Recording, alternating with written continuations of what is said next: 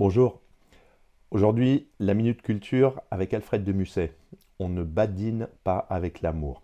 C'est une pièce qui a été écrite en 1834 et qui est en 3 actes.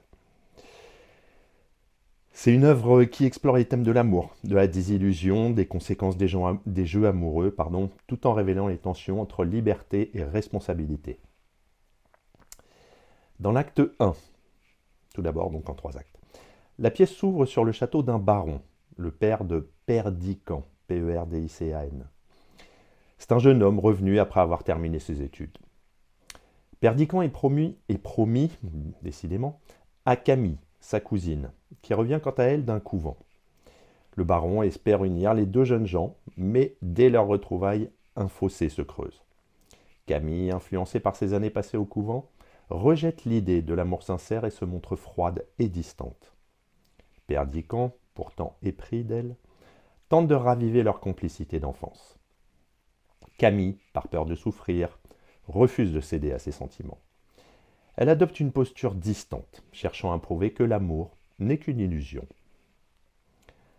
Dans l'acte 2, blessé par l'attitude froide de Camille, Perdican cherche à la rendre jalouse en se rapprochant de Rosette, une jeune paysanne innocente qui a grandi avec eux. Perdican feint de déclarer son amour à Rosette, ce qui pique la jalousie de Camille. Cependant, cette dernière reste déterminée à ne pas se laisser manipuler par ce qu'elle considère comme un simple jeu.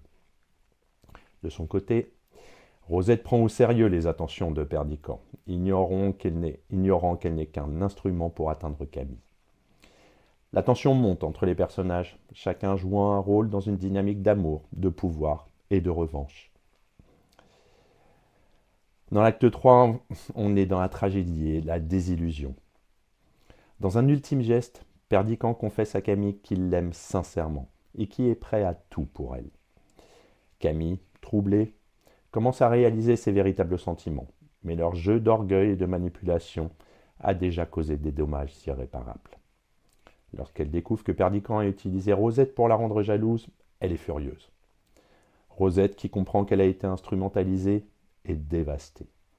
Elle se suicide, incapable de supporter le rejet et la honte. Face à cette tragédie, Perdican et Camille prennent conscience de la gravité de leurs actions. Mais il est trop tard. Leur amour est marqué par la douleur et le deuil. On a donc 4 thèmes principaux. Tout d'abord, l'amour et ses illusions. Alfred de Musset explore l'idée que l'amour peut être à la fois sublime et destructeur. Camille rejette l'amour par peur de souffrir, tandis que Perdican, dans sa passion, finit par blesser ceux qu'il aime. On a l'orgueil et la manipulation. Les personnages principaux sont prisonniers de leur orgueil. Ils se lancent dans des jeux de manipulation, incapables de communiquer leurs vrais sentiments, ce qui mène à des malentendus et finalement donc à une tragédie. On a l'innocence et la perte. Rosette incarne l'innocence sacrifiée sur l'autel des passions des autres. Son destin met en lumière la cruauté des jeux amoureux, où l'amour devient une arme pour blesser ou dominer. Et enfin la tension entre liberté et responsabilité. Perdican et Camille cherchent à affirmer leur liberté, mais ils négligent les conséquences de leurs actes sur autrui. La pièce invite à réfléchir sur la responsabilité inhérente aux relations humaines. La pièce oscille donc entre comédie et tragédie. On a des dialogues vifs, ironiques, qui mettent en lumière l'esprit brillant d'Alfred de Musset, tandis que la progression dramatique mène inexorablement vers une fin sombre. Musset mêle des éléments de légèreté, notamment dans des échanges entre Perdican et Camille, avec une gravité croissante, symbolisée par le sort de Rosette. Cette dualité reflète l'inconstance des sentiments humains.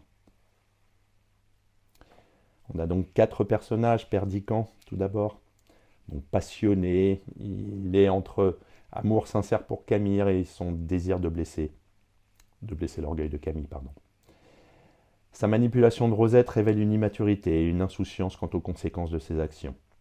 Perdican incarne l'homme romantique, vulnérable à la fois dans son amour et dans son orgueil.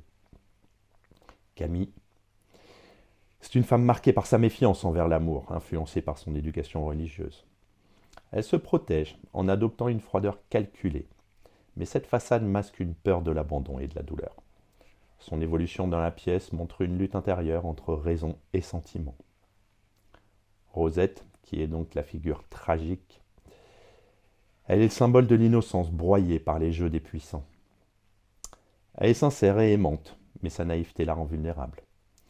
Sa mort est le point culminant de la pièce, révélant l'impact des actions égoïstes de Perdiccas et de Camille. Et enfin, le baron, qui est donc le père de Perdiccas. Il représente l'autorité patriarcale et les attentes sociales. Son désir de voir Perdiccas et Camille mariés reflète les conventions du mariage arrangé, mais son rôle reste plutôt en arrière-plan dans le livre. C'est donc une œuvre humaine qui explore les contradictions du cœur humain.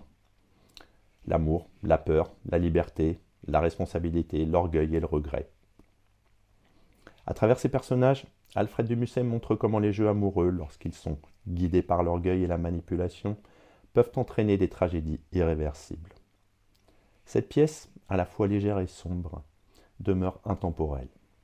Elle interpelle le lecteur sur la nécessité de sincérité et de respect dans les relations humaines, tout en soulignant la fragilité des sentiments.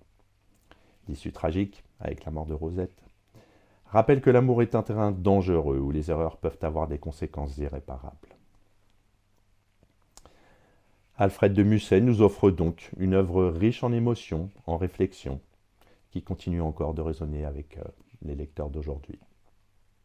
À bientôt.